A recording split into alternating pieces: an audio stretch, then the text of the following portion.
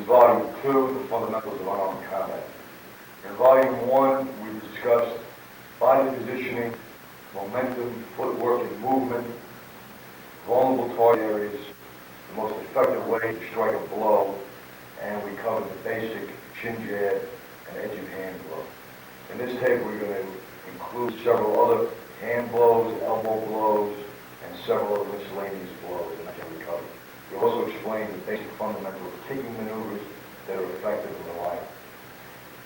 Based on our proven tactical foundation, we are going to strike with blows that are going to minimize injury to our natural weapons. Unless you have specific training and proper conditioning, you should avoid using fist blows. You should use blows that will minimize any potential damage to the hands. Besides the very effective chin jab and edge of hand blow, another effective blow is with the webbing of the hand. Again, all of our basics still remain the same. The convulsive drop step, making sure that the distance between ourselves and the potential assailant forces him, if he does make that spontaneous attack before we are able to attack, he must take a step. It is that entering into your zone of safety that allows you to counterattack or preempt his attack without having to worry about specific defenses. Specific defenses do not work. There are 1,000 different ways that the assailant can attack. 1,000 different ways. It's impractical, illogical, and ridiculous to believe that anyone can train to defend against specific attacks, and it is not necessary. The first blow we'll cover, as I said, is the web of hand blow. Again, for training purposes, we're going to stand closer to our assailant than we would do the complete scenario. Sequence. We use the drop step combination of blows. But for instructional purposes, standing just in a training stance. Again, naturally, no convoluted position, no special stances. You'll never have time to do it. Not necessary. From the relaxed position with your hands pressed against your thighs, which is an excellent training position, what you're going to do is using the leg, the hip, the shoulder on my right hand side. I'm going to twist into the blow, rising on my toes, and strike directly into his throat. The blow from here just twists and comes up. We follow through with the shoulder and again the body weight behind it. Remember, where this might look like you're losing your balance, every blow that we throw is generally followed, almost always followed, by a companion blow. Sometimes blows are thrown simultaneously. Sometimes they're thrown in a fashion where one immediately follows the other. In any scenario where I would use a blow like this balance that I start to lose is regained by a knee to the testicles. This is how you're going to move in the street. In that frantic, ruthless, ferocious, driving manner. That's what wins. This blow from here simply opens in a stiff arm manner. Straight to the throat. Straight to the throat. It's not as dangerous as striking with the edge of hand blow or with a foreknuckle blow into the throat. But it'll stun and it'll do a lot of damage. Very, very effective. An excellent blow is at close quarters. At close quarters, I'm able to use a gouging or ripping technique or a hair grab that I'm able to maneuver his head into a position, let's say with an eye gouge, that I can now just sweep my hand right into his throat. An excellent blow, an excellent blow. An excellent follow-up also to the chin jab. Smash with the chin jab and immediately follow through with a left hand blow to the throat while you're smashing him right into the testicles with your knee. The blow can hit anywhere around the neck. I don't have to be directly in front. I can be off to the side, striking here, hitting the jugular vein, carotid artery. If I move, striking at an angle, this is going to be a very disconcerting blow. It's also going to allow my thumb to immediately hook into his larynx or drive into his jugular notch. So the blow can be used not only as a strike, but a follow-through gouging or ripping technique. Very effective. Again, If I strike into the throat and grab the larynx, I'm not depending on this because while I'm trying to rip his throat, he of course is going to be reacting. So this would only be an adjunct now to another blow. Smashing into the groin, elbowing into the head, back four-edged hand blow. It's got to move in that type of battery attack. Never rely on single blows. However, again, for training purposes, we just practice single non-telegraph blows. Into the throat, excellent. At close quarters, you can drive it into the nose. If you look here, I drive the web of the hand into the nose, and then you can follow through with a thumb gouge or with a finger gouge into the eye. Very, very effective. So the web of the hand blow is a very good blow. Used to the back of the skull in certain positions. This might apply more to law enforcement. If I strike to the back of the skull, I immediately grab the neck, the muscle cord at the side of the neck, using this as a potential controlling maneuver against someone who I feel I can control with this technique. We don't advocate this against a dangerous adversary, but in certain scenarios, this stunning blow to the back of the neck, followed by grabbing the neck, might be enough just to control your name. In certain scenarios, it's effective. Perhaps not for civilians, but in a law enforcement context, it might be useful. However, this blow, in and of itself, directed to the throat, directed into the nose, used with the gouging, the ripping, with a gripping type of technique, coupled with knee smashes, headbutts, whatever else it is that you have to do, is very effective. Very effective. So the weapon hand blow, again, no wind up, do not wind up. Wherever your hand is, again, practice from the most inconvenient position. Press, release. When you're actually practicing this, it strikes and the body weight comes right behind, ready for another move. So the weapon hand blow is very, very effective adjunct to the other blows. Another effective blow is the double chin jab. On tape one, we explained and demonstrated the straight-in chin jab smash and the eye gouge. Another effective blow is moving in convulsively with the drop step, two hands smashing right into the point of the chin, and then the fingers, the thumbs driving into the eyes. This technique was demonstrated and taught by William Everett Fairbairn, especially for women, because both arms were used. So there was double the amount of impact and power. From this position, simply drop step. As you drop step, throw your arms up into his chin, driving back with body weight as the fingers and thumbs rip into the eye. Obviously, in this position, the next maneuver would be smashing with the knee right into the testicle. This could also be done from a very close position by just driving with the hands and driving with the knee at the same time. If you notice, the strike to the groin forces his chin forward. So actually, you're doubling the power of the blow. Again, this is going right to the point of his chin or jawline, and from this position, the hands, either the fingertips or the thumbs, depending on where your hands land, gouge, not scratch, but gouge into the eye. If this blow hit on the point of the chin, I would use the fingers. If I hit it to the face or the nose, I would use the thumb points directly into the eyes for a rip. As I was ripping and gouging at the eyes, I could throw the knee blow either simultaneously, as we demonstrated, or following the blow. I'm going to strike my training partner in the chest. Okay, again, demonstrating that if I use the simultaneous blow, it comes, again, with no chamber, just together. Just together. If I strike first, drop step, the knee immediately follows. The hands stay in place. They stay in place to gouge and to rip.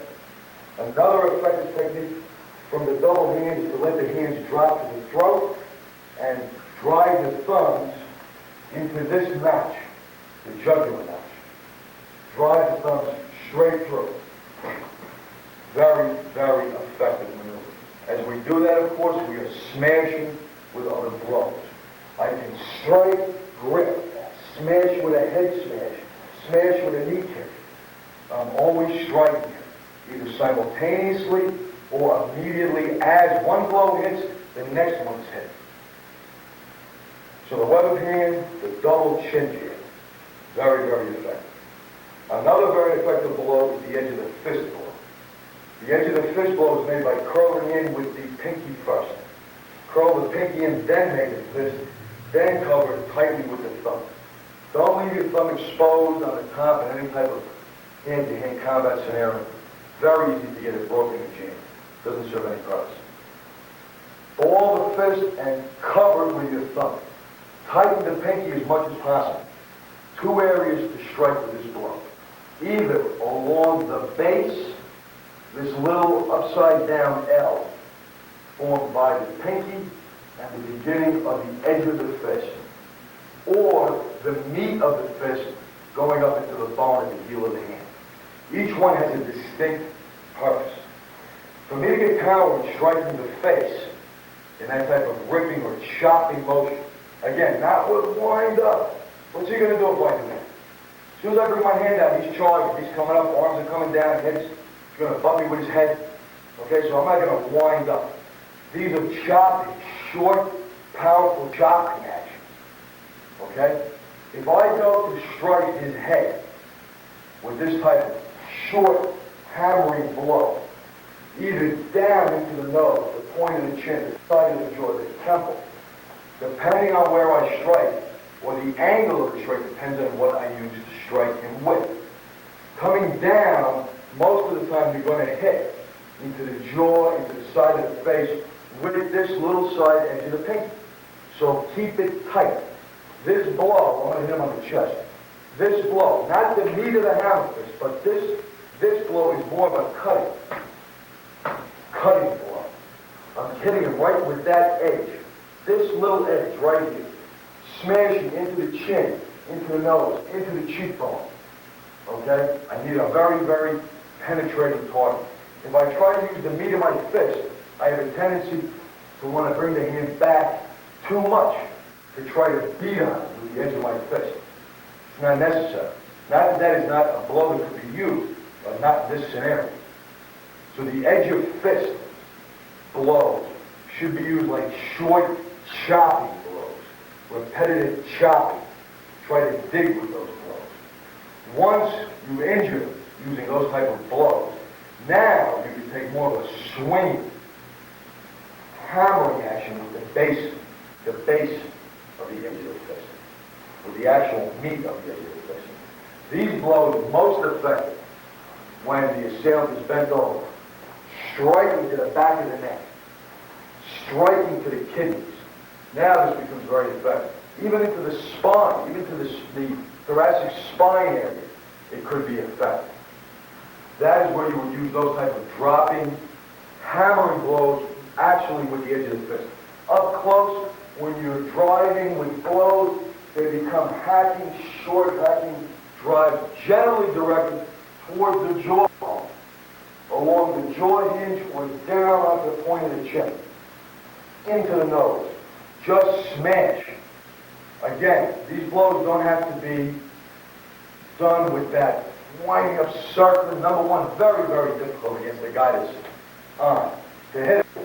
Also, once I'm able with my hand hammering at those targets, it's very easy for me to use a multiple of hand blows, close in, ripping, gouging. This is how you win real fights. These are the techniques that work. So that little edge of the finger is very, very effective. The hammer fist also can be used like the edge of hand, like the horizontal edge of hand blow, just by swinging the blow. Again, I can just, from wherever my hand is, snap the blow into him, or I can use this in a hammering fashion, or I can start to swing, depending on how injured he is. Very effective striking the solar plexus. It can be used against the ribs, even with heavy clothing. Okay, I can snap and drive this into the rib cage, into the solar plexus. Drive it into the groin.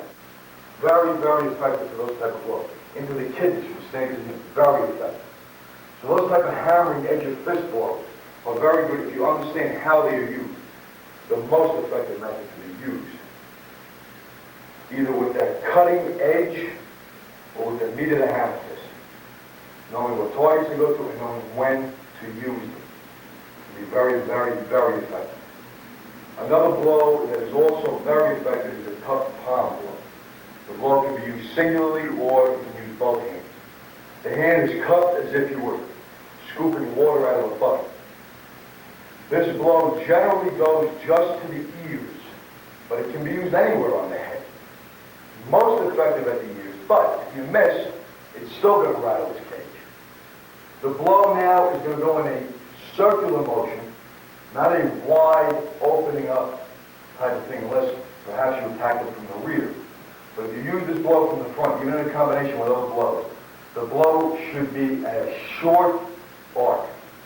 If you watch my elbow very rarely does it leave my body when I try to throw the blow. Right? My elbow is out from the body and I try to hit him like this. It's not an efficient maneuver. If my elbow and my hips stay somewhat connected, I'm going to hit him in the shoulder. Then you'll see that as opposed to this and swinging, if I turn with the hip, you'll see that the arm just flies out from the body. I let the body use the weight to transfer power to the blow. If I go to the ear, same thing. It's just moving from here into the blow. Very, very effective over one ear. Very effective over both. Do your convulsive drop step, slam both palms right over the ears. Again, I can do this while kneeing the groin simultaneously, smashing and kneeing in the groin, and also using it with other hand blows. Once I smashed here, I can go for a thumb gouge. I can smash, drop both edges of the hands into his neck, then go for an eye gouge. I can smash at his collarbone, then go for a knee. It's limitless. Combinations are endless. One more important point. You don't really need an instructor to take you through 5, 6 years to teach you all these combinations. You're a grown individual. Once you get the basics, you understand what you're doing. You're perfectly capable and intelligent enough to develop your own combinations. Besides, in the street, there are no combinations that work perfectly. You're going to do whatever you have to do at the moment. And that's how you have to train. Combination techniques have some practical purpose, some in a training venue. But actual use in hand-to-hand combat, come up with your own combinations, your own methods of movement. When you train with your training partner, you will develop your own methods, your own abilities and capabilities. You're going to do it yourself. Nobody can give it to you. Just like no one can give you heart or stones. You have to have it. Nobody can give it to you. Same thing with hand-to-hand combat. The most effective methods of training developed during the Second World War, and they were, and to this day still are, the most effective methods, were based on teaching non-specific blows, kicks, gouges, rips, stomps to the most vulnerable, easily accessible, real target areas, not taught in any specific manner. They worked against dummies. They smashed dummies. Full out, full bore, full bow. When they met an assailant on the battlefield, there was no indecision. They attacked them. They attacked them and hammered them into the ground because they had a belief in themselves, confidence in what they were taught, and they had heart. Without those things, nothing will work for you. Nothing will work for you. Many instructors know this, and they dupe their students. The student doesn't have confidence in what I don't want to defend myself, all this psychodrama. Keeps giving the instructor money, the instructor just like with a fish. You don't need any of that. You're a grown, intelligent individual, stand on your own 2 feet. You're perfectly capable of developing and learning effective, dangerous survival skills for close combat. You don't need all of this nonsense that's going to make your life more complicated. These blows are effective, they're workable, they're real. What your job is to take them and make them into a system that is comfortable for your own use. There's no way I can teach you. I'm not going to tell you, okay, you do it, blow A and then blow B and C. No. Train them, study them, understand them, get each technique down, and then they will come as you need them. This blow, very effective, very good in any type of grappling scenario. Okay? If it's done immediately. If you wait, if Tony's grappling me around the body, and I'm going, oh my, this guy's strong as a son of a gun, what am I going to do?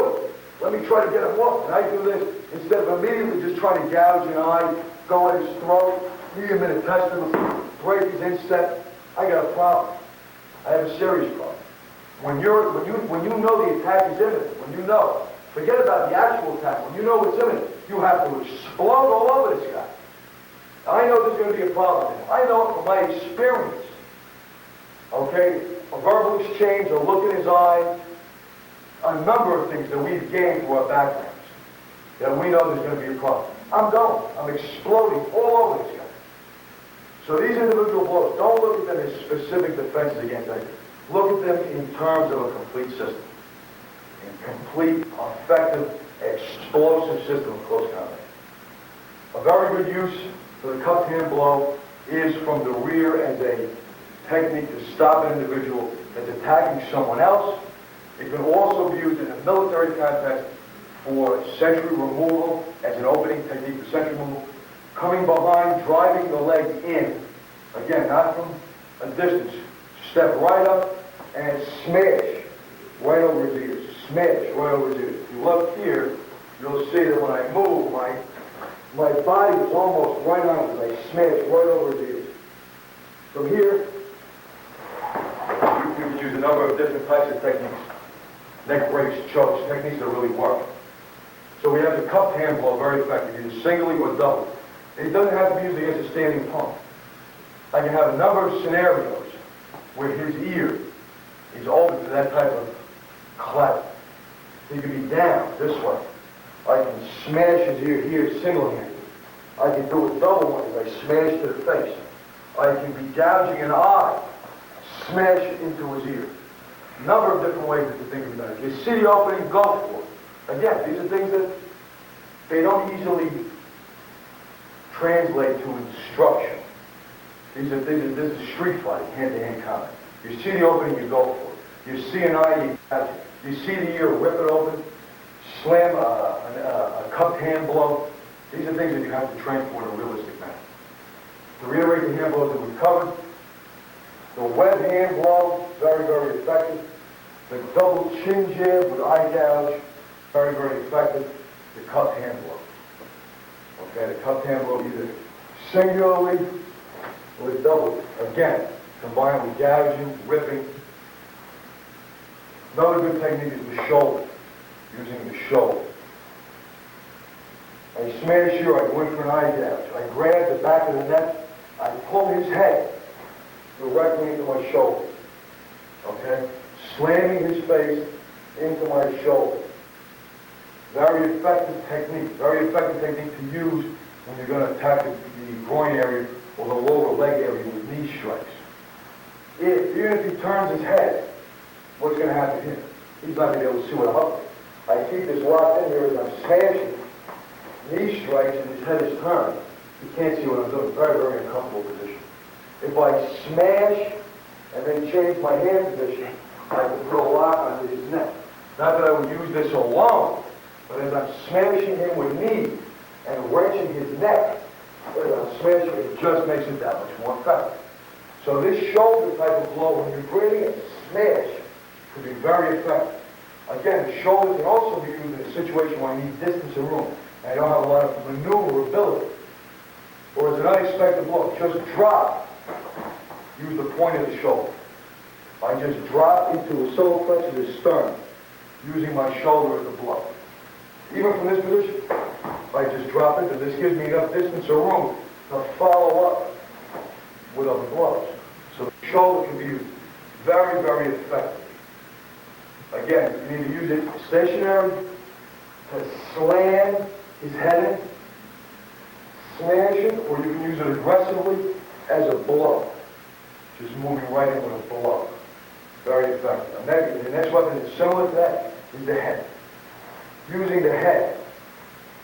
Don't use the head independent of the body. Just don't try to headbutt it. The only thing you're going to do is you're going to injure your neck. Important things for actually headbutting somebody. The actual use of a headbutt The most important things are that the neck, trapezius, and shoulders are tightened. The neck is stiff, and you close your eyes.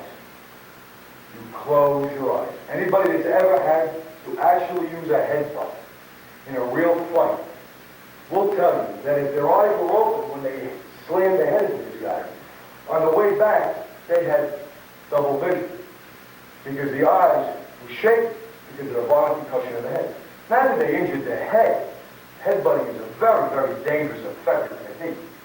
But because their eyes were open, the force of the concussion, their eyes were shaking. It took them a few seconds, if not minutes, to get their vision back in line. And you don't want to have this happen in hand-to-hand combat.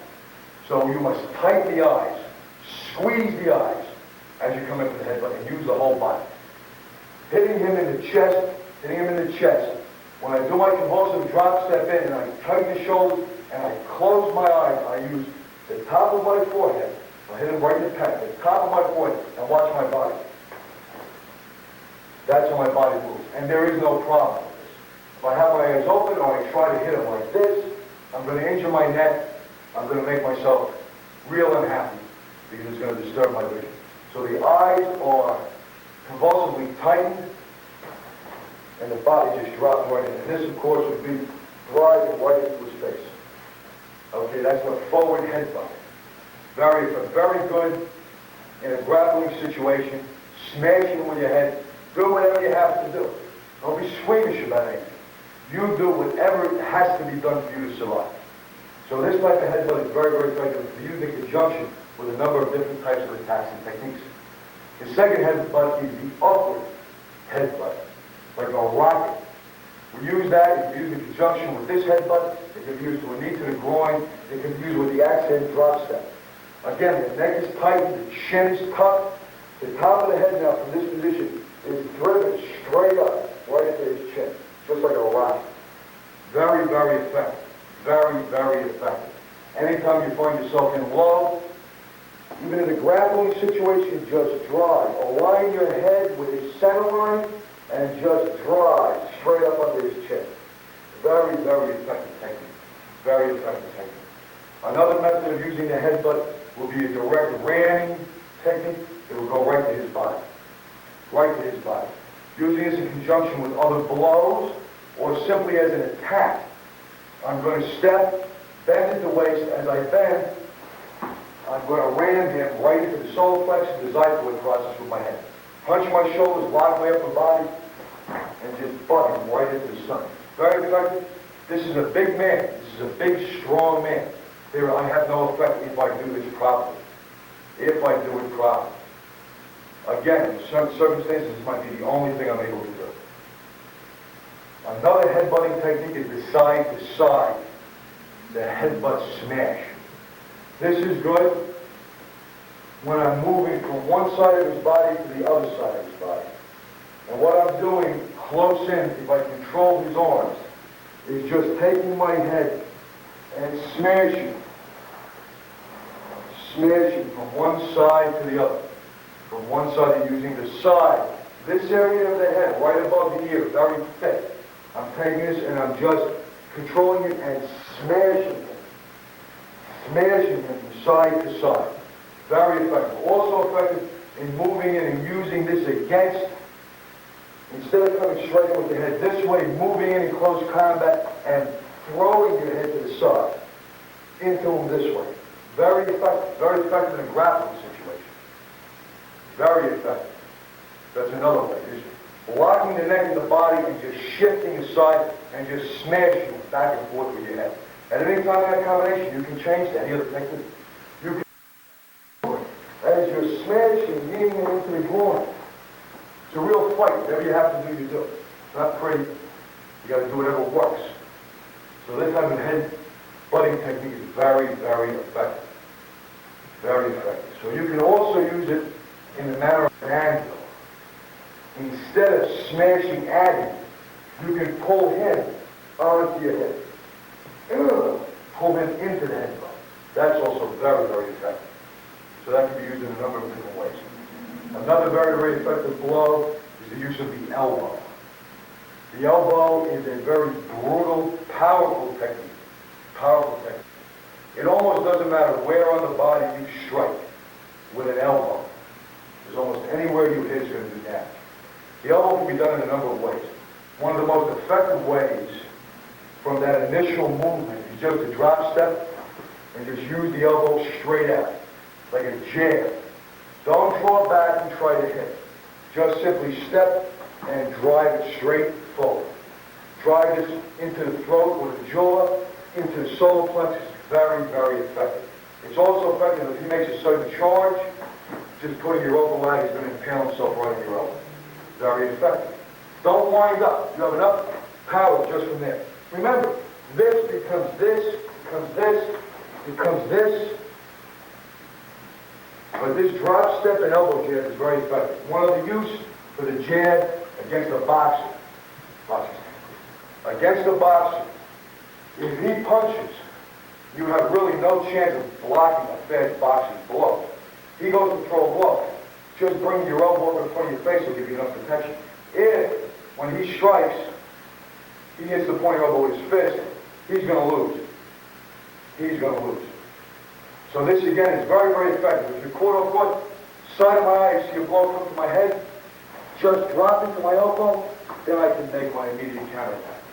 So that snapping elbow jab, very, very effective. Very effective. The elbow that swings, not just jabbing at me, but swing, can either swing in a horizontal, a vertical, or any angle in between. Very effective. The best way to do it is to use the body. Step in with the body. If I strike with one hand blow and I'm going to follow my rear elbow, I'm going to step the right straight through and wheel with my body. I'm actually going to wheel this. It might be difficult to see the effect of this move backwards. But once you're going to move, I'm just going to step through, right through his center. And just drive, coming all the way through. This wheeling technique, let's do it this way. This wheeling technique inwards, this inward wheeling technique lends itself immediately to a backwards wheeling technique.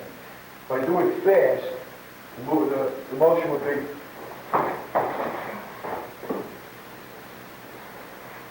anything that's in the way.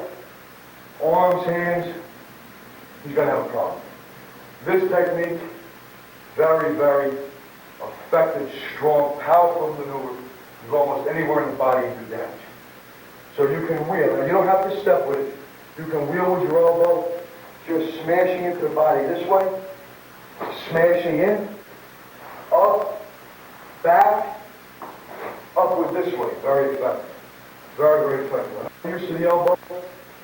If he throws a blow, you just bring the hand up. You turn around, just bring the elbow right up and cover. Very, very effective from this position. It can be used against either hand. In a boxing position, even a straight leg jab can be deflected from that position. So again, practicing the elbow strikes is also, to a certain degree, your defense. Very effective. In a close-in combat situation, if he were to grapple with you, using your elbows into his thighs, if he tried to knee you, very, very effective. Very, very effective.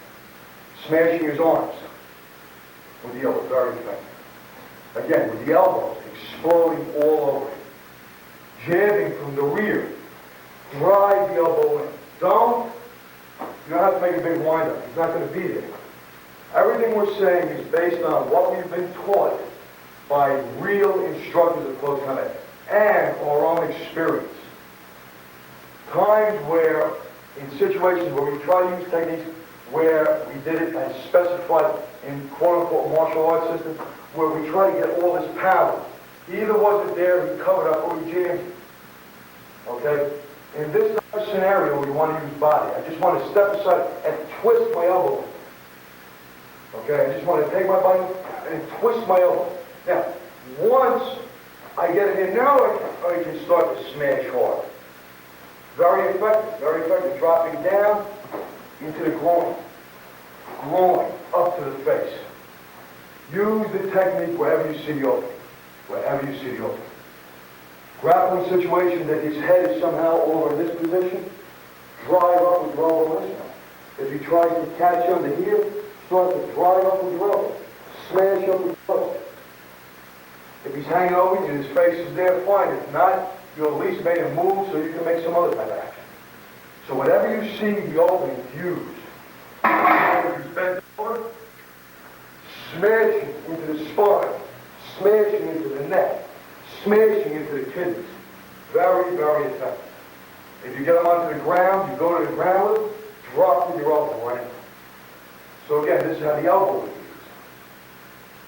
Very effective if I chop, elbow, chop. If I chop, he goes to jam me, I drive with the point of my elbow. This is how you have to train. You have to see these openings. It's not a certain set way of moving. It's got to be an effective, real way of moving. So those are more the basic techniques of using the hands. One other one that we should go over is the fingertip jab. The fingertip jab is an effective technique. It uses the fingertips, but not in the usual straight manner that we're taught. The hand is bent at a 90-degree angle. The thumb is pressed against the knuckle of the index finger. The blow is then used in an arc. Either this way, coming up and into the eye, or use like a bowling, like if I was going to roll a bowling ball into the testicles. Okay, it's not a straight driving type of technique. Okay, there's a little bit of an arcing motion to it. I hit Tony on the chest. It's very powerful, no damage to the fingers. No damage to the fingers. So this blow, again, without telegraphing, would drive right up here, right up into his arm. Strike, boom, right, knee, exit. Strike right into the testicles. I drop right down, strike that right into the testicles. Same hand position, you can drive that right into his testicles. Very, very effective. Fingertip jab. Very effective.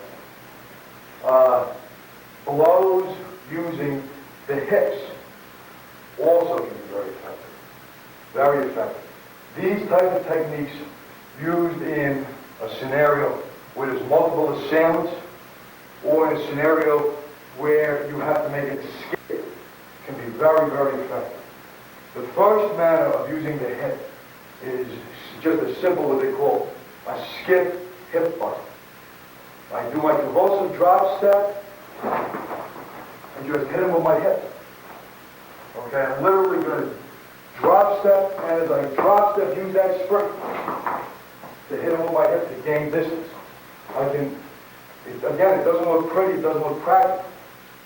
But in a real fighting situation where I had a gang, just hitting him with my body or turning him with my body to give me enough maneuvering room to strike him with another blow or to get away. So just hitting him with your hips is effective. It's most effective from the rear. You have to sound from the rear. Just hitting, just butting back. Butting back. This is done convulsively throwing the hands out to hit back and naturally stepping forward to catch the bounce.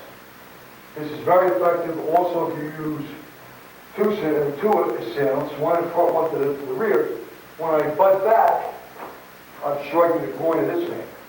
So I'm striking, dropping, now going right into my attack. And I can let this guy that comes in. So using the hips can also be very effective. Just throwing the body at the assailant or just butting with the hips could be a technique, might be the only technique you can use. Next are the leg techniques. We've covered basically the knee strike. You've seen it done enough. The knee strike doesn't strike at the groin. We try to strike upward between the legs to smash the testicles. The knee strike can be used in a diversionary manner with the lead leg by just spearing at the groin. But again, that would be in conjunction with another blow and to elicit a response. Once we get moving, now I'm going to shoot up into the groin. And I just keep walking. To get a little more camera. Strike down, strike down, strike down. I'm going to just keep walking striking in the testicles with the knee. Knee here, holding the head, striking into the testicles, into the stomach or rib cage, smashing the face. Always use the body, even to the face. I'm not just going to knee him and come back. I knee and move forward. Knee and move forward, always. Confusing him and using my body with as much power as I possibly can. So the knee is very, very effective. The knee can also be used in certain scenarios. If an arm is straight in a grappling maneuver, instead of using any type of hand block to break the arm, just dropping the knee against the elbow could be very, very effective. Grabbing him and dropping him down onto my knee, using my knee as a stationary target, very effective. I can go to the rear, the kidney, the spine, very effective. Kneeing into the thigh muscle, very effective. Buckling the knee from the rear, buckling the knee from the rear. Striking into his spine, the kidneys, using this in combined with a choke, smashing here, kicking through to the testicles. The knee has a number of uses. I don't like to say the sweeping around house knee strikes. I like a straight in strike to cover my own groin. When I'm kneeing, my knee covers my own groin. When I start to open up, I'm allowing for a dangerous possibility of him grabbing my testicles. The only time there could be a little bit of an opening is when you're attacking the thighs, maybe from the side. Using just a little bit of a sweeping type action. That's okay. The other use for the knee is coming in, turn this way, is coming in and using this with the toe on the ground just to drop your body weight into his knee. Just from here, dropping your body weight right into his knee. Again, this is a technique that does not lend itself well to not injuring him. But it's simply just boom, smashing right into his kneecap without lifting my leg from the mat, just my entire body. This can be done and is effective in a situation where we're grappling and I need distance using both my knees and just driving right into his knee. Boom! Just driving right into his knee. Snap. Also very, very, very effective. So that covers the basic uses of the knee. Kicking techniques. The only time, obviously, you should kick a man in the head is when he's on the ground. Don't kick above the groin level. There's no need. The kicking techniques that we use are basically taken from savate, French savate. Not the boxing française, not the more modern sporting version, but the older, more authentic French savate, used in actual street fighting. The difference is there is almost no use of the knee in the direct point kicks that are thrown. The target areas are the knees, the shins, the insteps, the thighs, and the groin. Using boots, and again, I advocate to everyone that they wear heavy footwear on the street. Police officers should wear steel cap boots. Even civilians, if you're not dressed up in a suit, and even again with suits, they do have shoes, dress shoes with steel caps. It's just one more advantage that you'll have. The heavier the footwear, the better. Direct kicking, there is no use of the knee to snap. I'm not going to snap, it's not necessary. The direct point kick, using the toe of the boot directly into the groin, flings. This flings. Okay? It flings into one. I do not come back. I do not raise and kick. None of that is necessary. The only time that becomes necessary is if you're training barefoot. If you're training barefoot, then to get power, to be able to curl the toes, to use either chosuko, which is the ball of the foot, or kakato, which is the heel, that becomes necessary. But if you're training specifically for reality, you're going to have shoes on, some type of footwear, that's not necessary.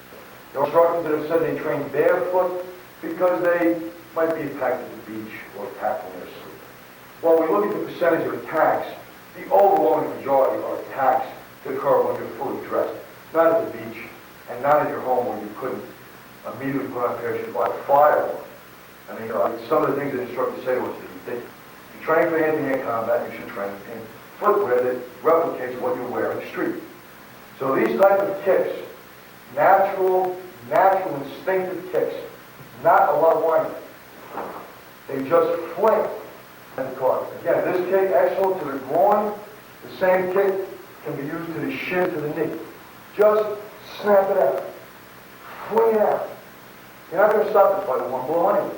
So don't worry about making this thing move like a locomotive. All I need is my opening. And then it's aggression, and it works up from there. So kick, the right kick to the groin is just a fling toe kick to the groin.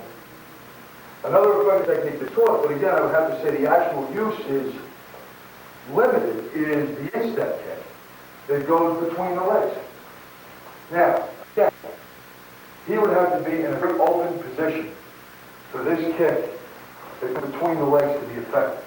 It's not a bad technique at all. I probably would ensure that the groin was crushed in a proper manner, but this is not a realistic position that most people are going to take. Perhaps martial arts people might take this position. A kibadachi or shikodachi, horsings. But the average guy in the street is not going to fight with this. So your best bet is a straight, direct toe kick right to the groin. Right to the groin. Now, moving down, attacking the knees and the shins. Again, the type of maneuvering that you're going to do to go for the shin, the knee, the instep, could be a stomping kick, or it could be a snapping direct kick. Initially, from a position where the confrontation is about to develop, just snapping your boot into his shin. Not a lot of power, just snapping the boot into his shin. Very effective, very painful, and give me that opening. Is that going to stop the fight in and of itself? I'm not counting on that. But what that does is gets me in there fast enough and quick enough to do something else. So again, you're in that, you know the fight's going to happen, distract his attention, scream, spit in his eye, throw something, smash his shin. That's your opening game. It doesn't take a lot of maneuvering, it doesn't take any of that nonsense. But it gets me in. It gets me in. That simple could be enough to drive the knee right into his groin. And I'm in. Again, this just snaps with the edge of the boot. It just snaps. If I did a snap kick and he moved away from me, following up with a foot kick, these are the types of things that work in a fight. Anytime you try to drive initially, he's going to get out of dodge. Or you're giving him a chance to get out of dodge. Okay? Hitting him with this, now, driving with that knee kick, that's fun. That's fun. If, in this type of scenario, that I was able to, and again, that he made a charge, I moved out of the way. Now I can counter with that type of side kick. That would be good. But from Jump Street, anytime I take too much motion, I'm going to have a problem. Even with the stomping side kick. The stomping side kick should go from where my leg is to the least amount of nonsense. Which means that even though drawing my leg up, and smashing seems as if it would have a lot of power, it also is taking time away from that reactionary gap. If, however, I just took my foot, again, this is a mental process. I'm going to smash him with my heel to his knee. All I'm going to do now, in the least amount of time, with direction and focus in training, is just allow my body to teach me the most effective way. If I just rotate from the hips and kick, that's pretty powerful. So I'm just allowing my body to turn and kick, as opposed to making convoluted and complex, lifting the knee and doing. It's really not going to happen that way in a fight. So you may as well train in the most. If you try to visualize with mental imagery that you're in a stressful situation, you have one chance to break this SOB's leg. I guarantee that you're going to move similar to this. You are not going to take a stand, you're not going to chamber your leg, you're not going to have your hands in any fancy position. You're just going to move. Well, that's what's going to happen in the street. When you come face to face with this guy and you say, this is for real, this guy's going to kill me, that's how you're going to move. You're going to move just like that. Convulsively, explosively, with absolutely no thought and technique. Again, we're not doing this, we're not making movies. We don't have Van Damme and Seagal here to make movies, so everything has to be perfect. And we have 30 takes. On the street, you got one thing. This is how you're going to move. This is how you should train. Another very, very effective foot blow is the one using the inside edge of the boot. Just as we have the snapping, okay, and the driving kicks with the outer edge of the boot, the same is true with the inner edge of the boot. I can snap the inner edge of the boot, kicking into his shin, just like sweeping into his shin, as a very quick, fast distraction. I have the stopping, where I stop at his knee joint with the inside of the boot. And I have the scrape, where I plant and scrape all the way down to his inside. I can also use this to just smash into his inside. Very close on, I use the boot the same way as this. Into the shin and drive right down the shin onto his inside. Using the outer edge of the boot or using the inner edge of the boot. Letting my whole body will just smash right there. Very effective. Again, this type of snapping boot technique can be used in conjunction with in a grappling situation with hand blows, strike and smash right into the shin. I can use it to drive, kick to the groin, smash right into the shin or knee, try to break it. So these techniques again can be used in conjunction. The snapping, the sweeping with a breaking type of techniques, all used interchangeably, depending on the scenario. Depending on the scenario. Another effective technique of smashing is jumping with these techniques in certain scenarios. Jumping. Now, I'm not talking about the jumping kicks of karate, kung fu, or any of that. What I'm talking about is instead of just stomping in, I can jump in. Jump in. Now, my whole body is coming down on that blow. Very, very effective. It's very, very effective even to the rear in a technique where you're moving into a sentry stalk. Sentry stalk, you're attacking from at least 5 feet.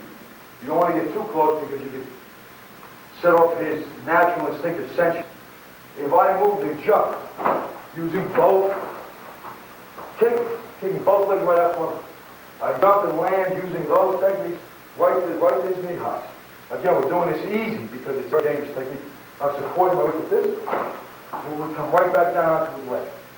As he was coming back down, I would use a choking technique. Very effective. It can also be used from the front, too, in certain situations. Grabbing him this way and smashing both ends.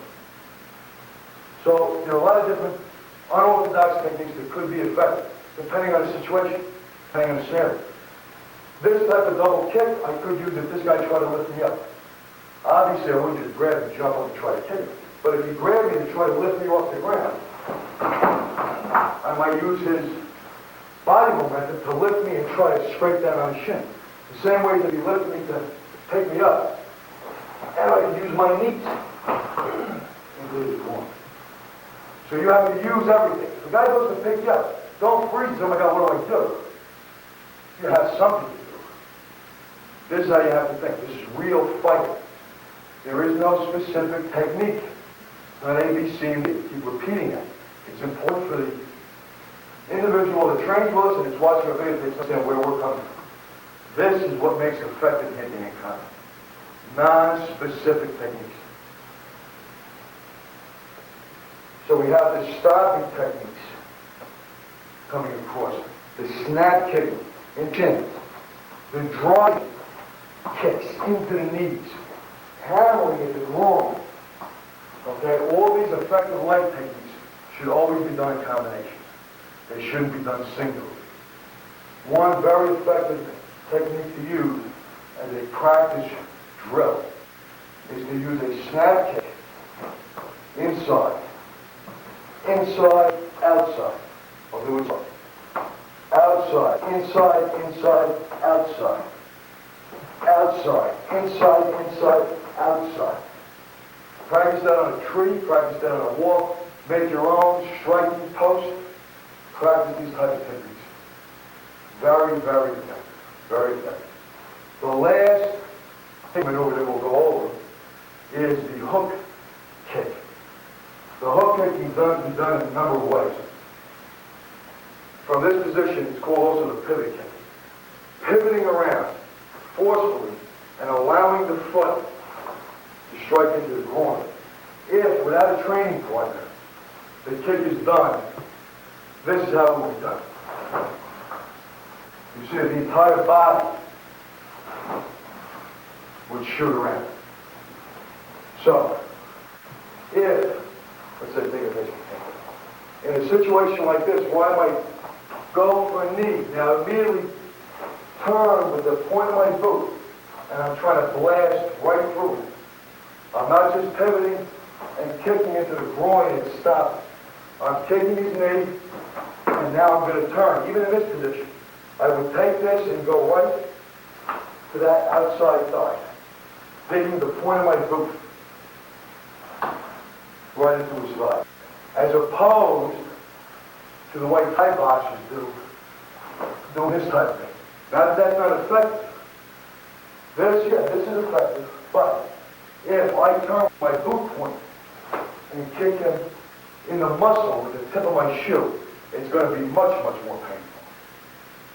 So that could be a pivot kick. The kick can also be used to bring it down to the rear, hop in, use that pivot kick to the rear, this way, kicking his leg out from under. So the pivot kick again is a forceful, convulsive twist. And those are the basic techniques I'm paid to.